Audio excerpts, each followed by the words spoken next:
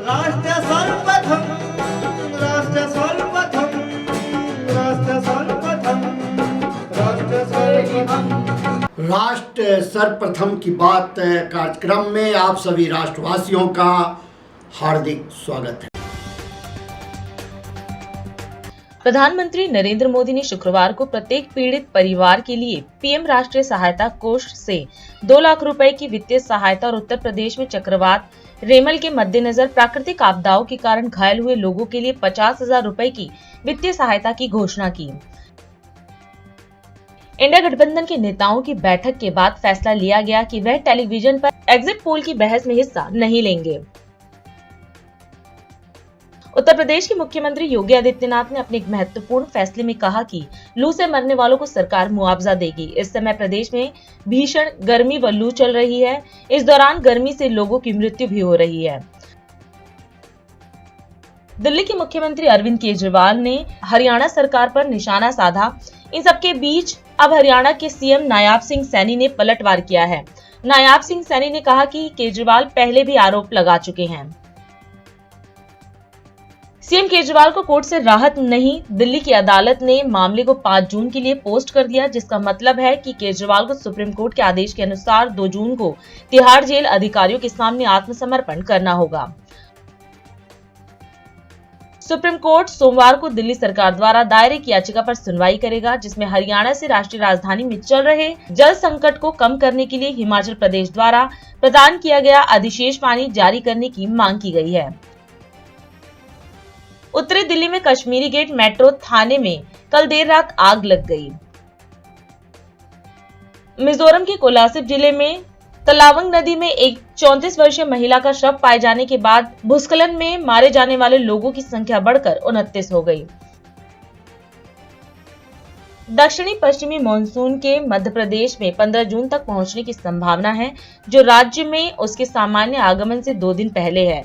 मौसम विज्ञान विभाग के अधिकारी ने जानकारी दी। केरल में दक्षिण पश्चिम मानसून के जल्द दस्तक देने के 2 दिन बाद राज्य के कई हिस्सों में भारी बारिश होने से भूस्खलन, पेड़ों के उखड़ने और जल भराव की स्थिति उत्पन्न हो गई है। कोट्टायम, इडुक्की और एर्नाकुलम के कुछ हिस्सों में शुक्रवार रात भारी बारिश हुई।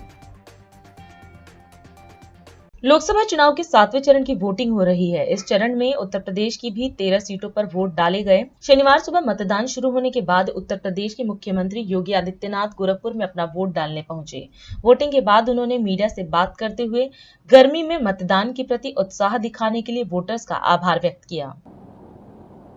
मित्रों, लोकतंत्र का महापर्व लोकसभा चुनाव 2024 अंतिम चरण का चुनाव आज देश के 8 राज्यों के 57 सीटों पर हो रहा है, जिसमें उत्तर प्रदेश की 13 सीटों पर भी आज पूर्वी उत्तर प्रदेश में मतदान हो रहा है। पिछले 2.5 महीने से अधिक समय से जो देश के अंदर आम जन की आकांक्षाओं को पूरा करने के लिए जनता जनार्दन की जो अपेक्षा थी, उसके अनुरूप विभिन्न राजनीतिक दलों ने जनता जनार्दन के सामने अपने अपने मुद्दे रखे, अपनी सरकारों के समय के कार्य और कारनामों को रखे। आज अंतिम चरण में 8 राज्यों के 57 सीटों पर मतदान हो रहा है। उत्तर प्रदेश की भी इन 13 सीटों पर, जो हमारी पूर्वी उत्तर प्रदेश में महाराजगंज, गोरखपुर, कुशीनगर, देवरिया, सलेमपुर, बलिया, घोसी, गाजीपुर, वाराणसी, चंदौली, मिर्जापुर, रावड़सगंज, ये सभी सीट्स हैं। इन सब पे इलेक्शन प्रारंभ हो चुका है। मौसम की विपरीत परिस्थितियों के बावजूद भी मतदाताओं ने जो उत्साह दिखाया है, मैं सबसे पहले उन सभी मतदाताओं के प्रति हृदय से आभार व्यक्त करता हूं, जिन्होंने लोकतंत्र के प्रति अपनी आस्था को व्यक्त करते हुए भीषण गर्मी में जनता का उत्साह कम नहीं है, बल्कि वह और भी मजबूती के साथ देश के अंदर नई सरकार गठन करने के लिए सरकारों के कार्यों का, कुछ सरकारों के कारनामों का अवलोकन करते हुए आज उसका मूल्यांकन कर रही है और उसके अनुसार मतदान भी कर रही है। हमारा मानना है कि देश के अंदर जो समर्थन प्राप्त हो रहा है, उसको ध्यान में रखते हुए हम कह सकते हैं कि 4 जून को जब जनता जनार्दन का फैसला आएगा, तो देश के अंदर आत्मनिर्भर और विकसित भारत के लिए विरासत भी और विकास भी, गरीबों के प्रति संवेदना भी, युवा पीढ़ी के उज्जवल भविष्य, जिन लोगों ने और जिन पार्टियों ने, जिन सरकारों ने काम किया है, उसको पूरा आशीर्वाद प्राप्त हो रहा है और जनता को सुखद अनुभूति होगी, देश को सुखद अनुभूति होगी कि मोदी जी एक बार फिर से प्रचंड बहुमत के साथ सरकार बनाएंगे। उत्तर प्रदेश इसमें अपनी भूमिका का निर्वहन करेगा पूरी मजबूती के साथ।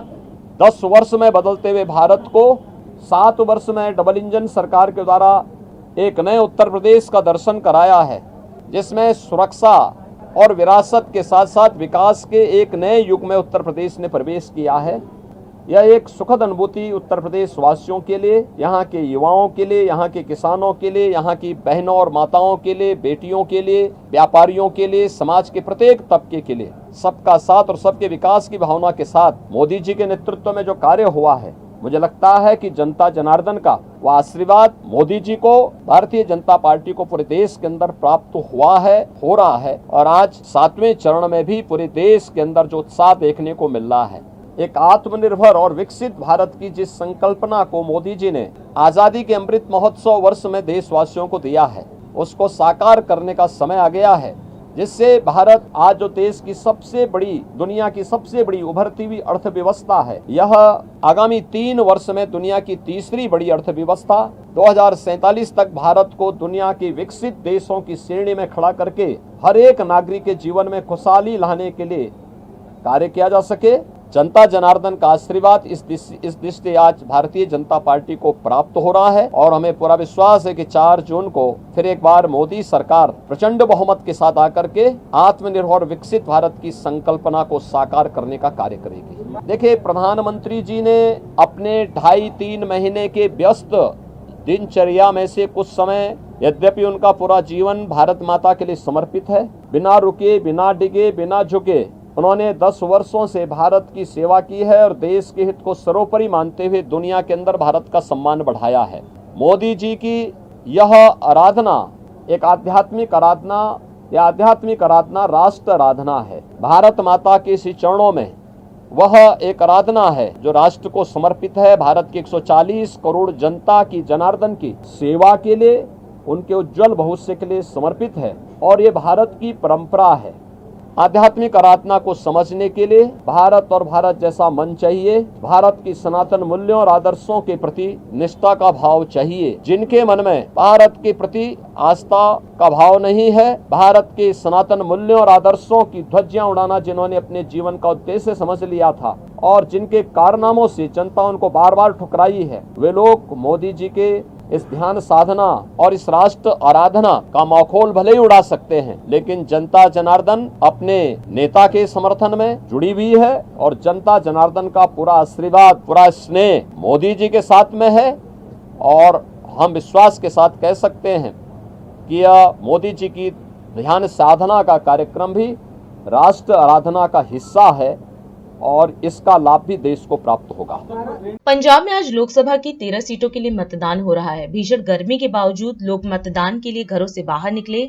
आम लोगों के साथ साथ पंजाब के मुख्यमंत्री भगवंत मान और उनकी पत्नी ने भी वोट डाले। वोट डालने के बाद पंजाब के मुख्यमंत्री भगवंत मान ने मीडिया को संबोधित करते हुए कहा कि आज पंजाब के लोकतंत्र के लिए बड़ा दिन है। उन्होंने पंजाब के लोगों से वोट करने का अनुरोध किया और कहा कि अपने मत का सही प्रयोग कर एक अच्छी सरकार चुने और उन्हें वोट दें जो आपके बच्चों का भविष्य संवार सके। आज पंजाब दे लोकतंत्र ਲਈ बहुत ਵੱਡਾ दिन है। ਅੱਜ 13 ਦੀਆਂ 13 लोक सभा सीटां ते वोटिंग हो रही है और पंजाब ਦੀ ਜਿਹੜੀ वोटिंग ਦੀ हिस्ट्री रही है ਉਹ ਇਹੀ ਕਹਿੰਦੀ ਹੈ ਕਿ ਪੰਜਾਬ ਦੇ ਲੋਕ ਭਾਰੀ ਗਿਣਤੀ ਚ ਆ ਕੇ ਆਪਣੇ ਵੋਟ ਦੇ ਅਧਿਕਾਰ ਦਾ ਇਸਤੇਮਾਲ ਕਰਦੇ ਨੇ। मतलब 70% ਤੋਂ ਵੀ ਉੱਪਰ, 75 ਤੋਂ ਵੀ ਉੱਪਰ, 80 ਤੋਂ ਵੀ ਉੱਪਰ परसेंटेज ਜਿਹੜੀ देखी गई है। सो पंजाब ਦੇ लोग अवेयर लोग ने, चेतन लोग ने। ये ਜਿਹੜਾ वोटर कार्ड है ये सानू शहीदां ने अपना खून ਦੀਆਂ कुर्बानियां दे के लैके दिता है। सो इनू इस्तेमाल जरूर करना चाहिए। मैं तुहाडे जरिए सारे पंजाबियों ਨੂੰ बेनती करूंगा कि कोई गल नहीं, एक दिन गर्मी झल लांगे, पर यह गर्मी जिहड़ी एक दिन दी तुहाडे बच्चों का भविख जिहड़ा है ਉਹਨੂੰ बदल सकती है। क्योंकि फिर बाद च 5 साल गाना कड्ढण का कोई फायदा नहीं कि आ सरकार आ गई हो जी सरकार आ गई। वो सरकार नूं चुणन दे विच हिस्सेदार जरूर बनो।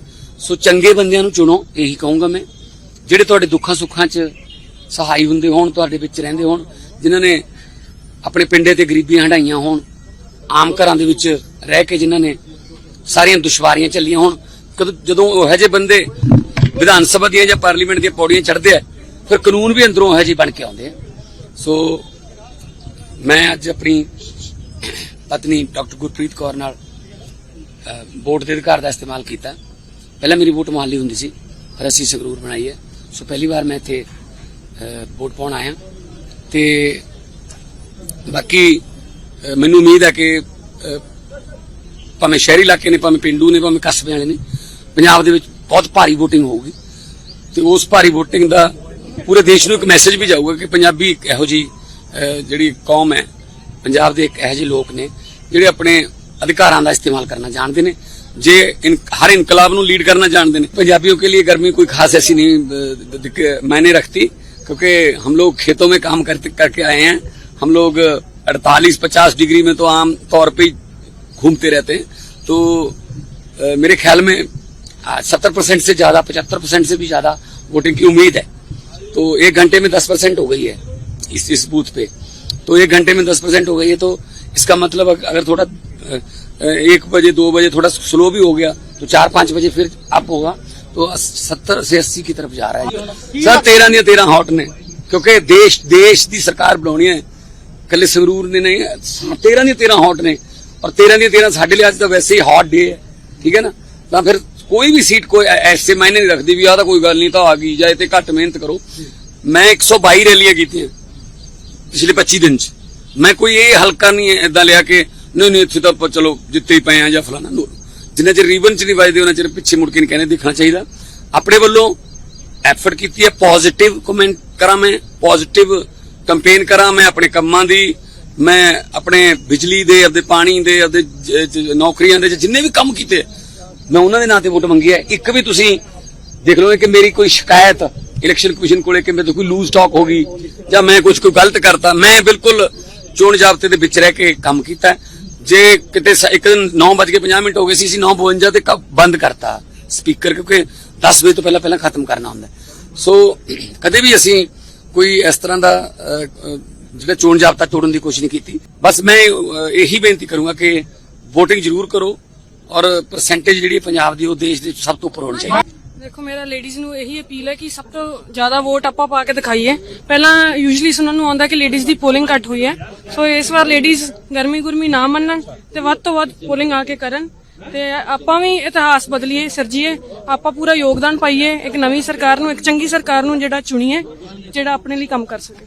ਨਾਲੇ ਵੀ ਹੈ ਨਾ ਲੇਡੀਜ਼ ਲਈ ਵੋਟ ਪਾਉਣਾ ਜ਼ਰੂਰੀ ਇਸ ਕਰਕੇ ਵੀ ਜ਼ਿਆਦਾ, ਕਿਉਂਕਿ ਸਭ ਤੋਂ ਵੱਧ ਮਹਿੰਗਾਈ ਤੋਂ ਪ੍ਰਭਾਵਿਤ ਲੇਡੀਜ਼ ਹੁੰਦੀਆਂ। ਉਹਨਾਂ ਨੂੰ ਸਭ ਕੁਝ ਪਤਾ ਹੁੰਦਾ, ਚੁੱਲ੍ਹੇ ਦੀਆਂ ਜਿਹੜੀਆਂ ਚੀਜ਼ਾਂ ਨੇ ਉਹਨਾਂ ਦਾ ਰੇਟ ਕੀ ਹੈ, ਚੁੱਲ੍ਹਾ ਚੱਲ ਕਿਵੇਂ ਰਿਹਾ ਹੈ। ਜੈਂਟਸ ਨੇ ਤਾਂ ਆ ਕੇ ਕਹਿ ਦੇਣਾ ਨਾ ਕੀ ਬਣਿਆ ਅੱਜ, ਤੇ ਉਹਨੇ ਬਣਾਇਆ ਕਿਵੇਂ ਇਹ ਤਾਂ ਫਿਰ ਉਹਨੂੰ ਪਤਾ ਨਾ। ਸੋ ਲੇਡੀਜ਼ ਨੂੰ ਜ਼ਿਆਦਾ ਮੈਂ ਕਹਿੰਦਾ ਆ ਕੇ ਵੋਟਿੰਗ ਕਰਨੀ ਚਾਹੀਦੀ ਹੈ, ਵਿਕਾਸ ਲਈ ਜਾਂ ਆਪਣੇ ਘਰ ਦੀ ਜਿਹੜੀ ਹੈ ਕਬੀਲਦਾਰੀ ਨੂੰ ਲੀਹ ਤੇ ਚਾੜਨ ਲਈ, ठीक है ना। सो पॉजिटिव वोटिंग करनी चाहिए।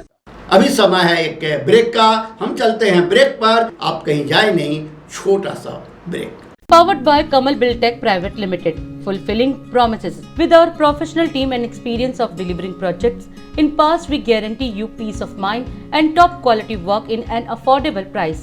और अधिक खबरों के लिए आप हमारे YouTube चैनल दैनिक इंडिया दर्पण को अभी सब्सक्राइब करें और नोटिफिकेशन के लिए बेल आइकन को प्रेस करना ना भूलें।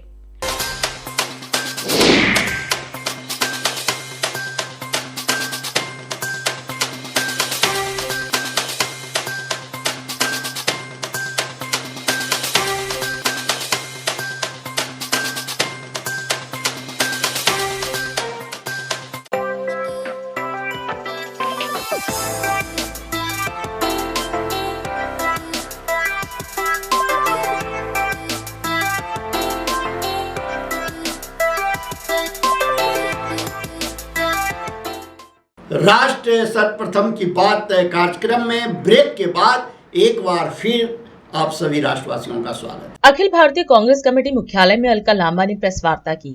इस दौरान मीडिया को संबोधित करते हुए लांबा ने कहा कि आज देश में अंतिम व 7वें चरण का मतदान 8 राज्यों और 57 सीटों पर चल रहा है।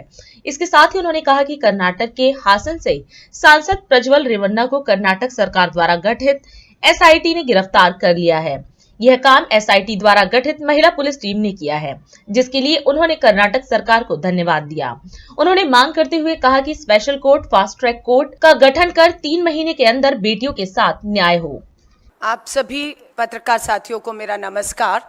आज देश में अंतिम और 7वें चरण का इस समय मतदान 8 राज्यों और 57 के करीब सीटों पर चल रहा है। इसी के साथ एक बड़ी घटना और जानकारी हमारे बीच में आई है कि कर्नाटक के हासन से सांसद प्रज्वल रेवन्ना को कर्नाटक सरकार द्वारा गठित SIT द्वारा जो है वो गिरफ्तार कर लिया गया है। और ये काम SIT द्वारा गठित महिला पुलिस की एक टोली, एक टीम ने किया है। हम उसके लिए कर्नाटक सरकार को बधाई देते हैं। मैं आपको लेटर दिखा रही हूँ। कर्नाटक के मुख्यमंत्री सिद्धारमैया जी ने पत्र लिखा 1 मई को कि प्रज्वल रेवन्ना देश छोड़कर भाग गया है। ये कैसे हुआ? हम चाहते हैं कि कर्नाटक सरकार की मदद की जाए और प्रज्वल रेवन्ना के मामले को जर्मनी सरकार से केंद्र सरकार बात करके वापस लाने की बात कहे।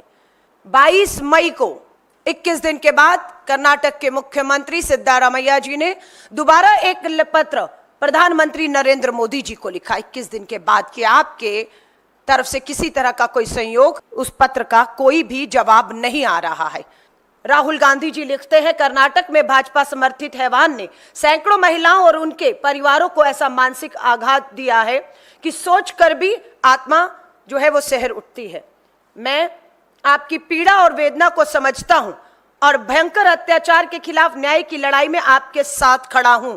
ये राहुल गांधी जी पीड़िताओं से कह रहे हैं। राहुल गांधी जी तक ने पीड़िताओं को न्याय दिलाने के लिए लिखा है कि मैंने कर्नाटक के मुख्यमंत्री को पत्र लिखकर उस हैवान के लिए कड़ी से कड़ी सजा सुनिश्चित करने और पीड़ित परिवारों को हर संभव सहायता मुहैया करवाने का आग्रह किया है, जिसे स्वीकार भी कर लिया गया और जो नतीजे के तौर पर आपके हमारे सबके सामने है। मैं हर पीड़िता और उसके परिवार को विश्वास दिलाता हूं, आज आपका संघर्ष कल एक ऐसा देश बनाएगा जहां किसी महिला के सम्मान से खिलवाड़ करने की सोच पर भी प्रज्वल रेवन्ना जैसे मास रेपिस्ट हैवानों की रूह कांप जाएगी। प्रियंका गांधी जी ने भी 29 अप्रैल को ट्वीट किया है। 26 अप्रैल को दूसरे चरण में मतदान हुआ है कर्नाटक की हासन सीट पर। 26 अप्रैल, पूरा मई का महीना निकल गया। लगातार पूरा देश, कर्नाटक के लोग, सैकड़ों लोग, सिविल सोसाइटी वाले सड़कों पर आए, आंदोलन किया। लेकिन दुख और दुर्भाग्य की बात है कि कहीं पे भी राष्ट्रीय मीडिया ने इसे नहीं उठाया है। लेकिन तस्वीर पलट गई है। 1 महीने के अंदर कर्नाटक सरकार द्वारा गठित SIT ने 31 तारीख की रात को बेंगलोर के एयरपोर्ट से कुछ इसी तरह महिला पुलिस SIT टीम गठित ने कुछ इसी तरह प्रज्वल रेवन्ना को एयरपोर्ट से गिरफ्तार किया है। और मैं एक बार फिर से कर्नाटका के मुख्यमंत्री से निवेदन करती हूं कि इस मामले को सबके सामने आए हुए 1 महीने से अधिक समय हो गया है और अब मास रेपिस्ट प्रज्वल रेवन्ना SIT की गिरफ्त में है। हम मांग करते हैं कि special court, fast track court का गठन करके 3 महीनों के अंदर बहुत दबाव कर्नाटक की सरकार के ऊपर इस तरीके से SIT पे कि सारे सबूत नष्ट कर दिए गए हैं। प्रज्वल रेवन्ना की माताजी को भी SIT ने नोटिस देकर पूछताछ में सहयोग और मदद करने को कहा है।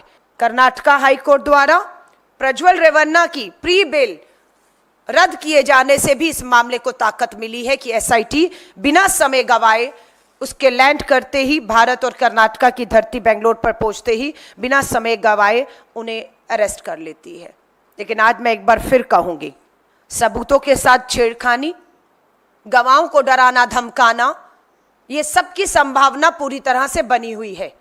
इसलिए हम एक बार फिर से मांग करते हैं देश के प्रधानमंत्री से, उन हजारों बेटियों को विश्वास दिलाइए कि किसी तरह का भी सबूतों से या किसी भी तरह का सपोर्ट समर्थन प्रज्वल रेवन्ना को इस पूरे मामले में कहीं से भी किसी भी तरह का नहीं मिलेगा और बेटियों के साथ न्याय होगा, ये हम मांग करते हैं। 5 न्याय पर हमने ये चुनाव बहुत मजबूती के साथ लड़ा है। उस 5 न्याय में नारी न्याय की बात भी श्री राहुल गांधी जी, हमारे राष्ट्रीय अध्यक्ष मल्लिकार्जुन खड़गे साहब, प्रियंका गांधी जी और हम सब नारी न्याय के मुद्दे पर रहे। उसमें नारी के आर्थिक सशक्तिकरण, उनके राजनीतिक भागीदारी और महिला सुरक्षा के मुद्दों पर हमने इस लड़ाई को लड़ा है और मुझे विश्वास है हम इस लड़ाई को, न्याय की इस लड़ाई को जीतने जा रहे हैं। उत्तराखंड के मुख्यमंत्री पुष्कर सिंह धामी ने श्री बद्रीनाथ धाम में श्रद्धालुओं की सुविधाओं एवं यात्रा व्यवस्थाओं का स्थलीय निरीक्षण किया, जिसके उपरांत मीडिया को संबोधित करते हुए सीएम धामी ने बताया कि यात्रा प्रबंधन से जुड़े विभागों को बद्रीनाथ धाम में श्रद्धालुओं की सुविधा, सुरक्षा और सुगमता का ध्यान रखते हुए यात्रा व्यवस्थाओं को चाक चौबंद रखने के निर्देश दिए हैं, ताकि यात्रा सुचारू और व्यवस्थित तरीके से चलती रहे और श्रद्धालुओं को बद्रीनाथ धाम में सुगमता से दर्शन होते रहे। शुरुआत के दिनों में यात्रा पिछले वर्षों की तुलना में दुगने से भी ज़्यादा संख्या में शुरू हुई थी और चूँकि धामों की एक अपनी बियरिंग कैपेसिटी है, उसी बियरिंग कैपेसिटी के अनुरूप यात्रा चलाई गई और अब यात्रा पूरी तरह से व्यवस्थित है, अच्छी यात्रा हो रही है। मैं सभी तीर्थ यात्रियों से, श्रद्धालुओं से मैं मिला था, सभी ने बहुत अच्छे दर्शन हो रहे हैं, बहुत बढ़िया कर रहे हैं और भगवान बद्री विशाल की कृपा सब पर है। यात्रा सुचारू रूप से है, अच्छी यात्रा चल रही है और बीच में हमारे जो यहाँ के व्यापारी बंधु हैं, होटल व्यवसायी हैं, उन सब के मध्य से प्रस्ताव आए हैं, उन्होंने मुझे कहा है तो हम इसका आकलन करेंगे और आकलन करने के बाद जहाँ संख्या बढ़ानी है वहाँ संख्या बढ़ाएंगे। और बद्रीनाथ में चूँकि यहाँ की बियरिंग कैपेसिटी भी है, यहाँ पर होटल के लिए स्थान भी हैं, लोगों को सुविधा रहे, किसी प्रकार की असुविधा न हो, उनकी सुरक्षा रहे, ये हमारी प्राथमिकता है। भगवान बद्री विशाल हम सब पर कृपा करेंगे और 4 जून को आदरणीय प्रधानमंत्री मोदी जी पूरे देश की जनता के आशीर्वाद से, भगवान बद्री विशाल की कृपा से फिर से देश के प्रधानमंत्री बनेंगे। ऐतिहासिक जीत होगी, उत्तराखंड में भी ऐतिहासिक होगी, पूरे देश भर में ऐतिहासिक होगी। पूरे देश का जनमानस उनको तीसरी बार प्रधानमंत्री बनाने के लिए अपना मतदान कर चुका है, 7वें चरण का मतदान आज कर रहा है। अभी समय है एक ब्रेक का, हम चलते हैं ब्रेक पर, आप कहीं जाए नहीं, छोटा सा break. Powered by Kamal Buildtech Private Limited, fulfilling promises. With our professional team and experience of delivering projects, in past we guarantee you peace of mind and top quality work in an affordable price. और अधिक खबरों के लिए आप हमारे YouTube channel दैनिक India दर्पण को अभी सब्सक्राइब करें और नोटिफिकेशन के लिए बेल आइकन को प्रेस करना ना भूलें।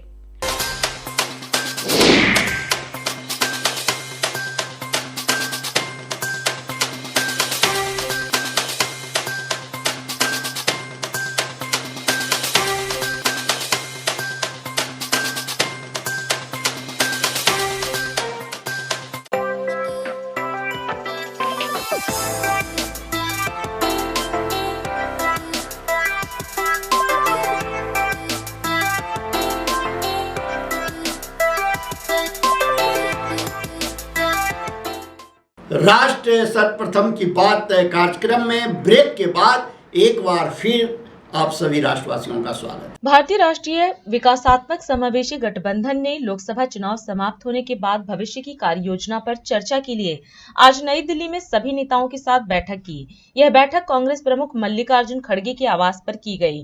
बैठक के उपरांत कांग्रेस अध्यक्ष मल्लिकार्जुन खड़गे ने मीडिया को संबोधित किया।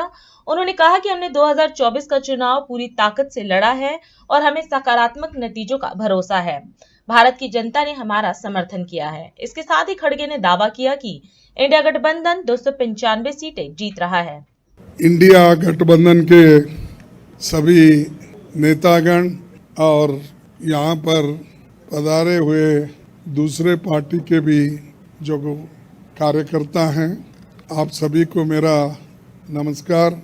आज हमारी बैठक हुई, कम से कम 2.5 घंटे तक हमने बहुत से विषय पे चर्चा किए, खास करके चुनाव और चुनाव के वक्त क्या क्या कमजोरियां हो सकते हैं और क्या क्या कठिनाइयां आ सकते हैं, किस ढंग से उन चीज़ों को हम निभाना है और करेक्शन कर लेना है और हमारे कार्यकर्ताओं को जो इंस्ट्रक्शन देना है, तो उसके बारे में आज हम डिटेल चर्चा करके काउंटिंग के दिन जो हमको केयर लेना चाहिए। और हमारे कार्यकर्ता, अब बहुत से गठबंधन पार्टी के नेता लोग पहले ही वो तय करके अपने केडर को बहुत से बार बोले हैं, लेकिन फिर भी हम एज ए प्रिकॉशन आज सब मिलके सबको एक इशारा देना था कि हम किस ढंग से इस आते चुनाव के दिन लड़ना चाहिए और बोलना चाहिए। ये चीज़ पे हमने चर्चा की। दूसरा, इंडिया गठबंधन कम से कम 295 सीटें प्लस 295 से ज़्यादा आएंगे, कम तो नहीं आएंगे। ये हमने आकलन किया कि सभी हमारे नेताओं से पूछने के बाद ये एक आंकड़ा हमारे पास मिला है और इस आंकड़े में कोई बदलाव नहीं है। और पूरे ऑल पार्टीज का एक दूसरा भी एक इंस्ट्रक्शन है कि हर केडर को इसके बारे में बताना, सिर्फ इसके लिए नहीं, जो पहले मैंने कहा इलेक्शन में किस ढंग से आखिरी तक बैठना, सी फॉर्म लेना और दूसरे जो फॉर्मेलिटीज़ है वो कंप्लीट होने तक कोई काउंटिंग हॉल से बाहर नहीं निकलना चाहिए टिल ही गेट्स सर्टिफिकेट। ये हमारे जो भी इंस्ट्रक्शंस थे हमने दिए हैं और सभी लोग एक मत से इसको स्वीकार किए हैं। इसलिए मैं आपका धन्यवाद करता हूं, क्योंकि हमने इतनी कोशिश इकट्ठा होके हमने की है और ये इकट्ठा होने के वजह से आज ये फिगर आपके सामने हम रख रहे हैं। दूसरा, इलेक्शन कमीशन के पास भी हम जाएंगे, हम बताएंगे, क्योंकि पहले बैलेट पेपर चंद जगह बाद में गिनते थे, उसमें भी गड़बड़ी हो सकती थी और दूसरे चीज़ों में भी गड़बड़ी हो सकती थी।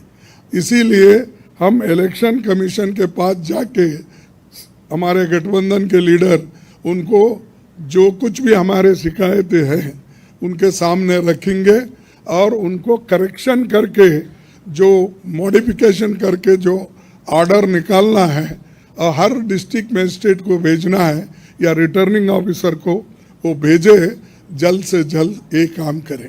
कल हमने समय मांगा है, इसीलिए वो समय आते ही हम सब लोग मिलके उनसे ये प्रार्थना करेंगे कि भाई जो चीज़ें हमने अपने मेमोरेंडम में बताए हैं उसका रेटिफाई करो।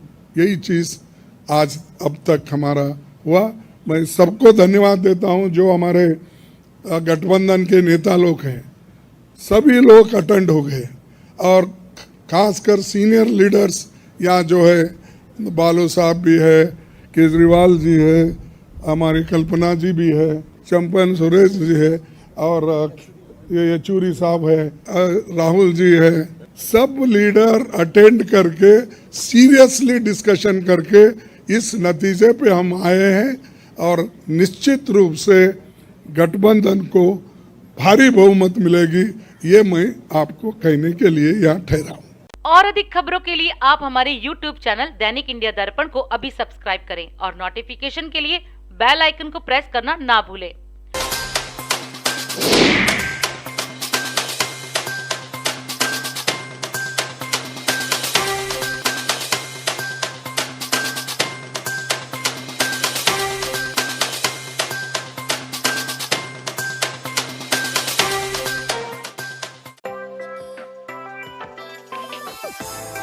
आज हम इस कार्यक्रम में आपसे विदा लेते हैं। आप अन्य खबरों के लिए बने रहे।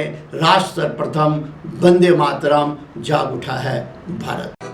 राष्ट्र सर्वप्रथम, राष्ट्र सर्वप्रथम, राष्ट्र सर्वप्रथम, राष्ट्र सर्वप्रथम।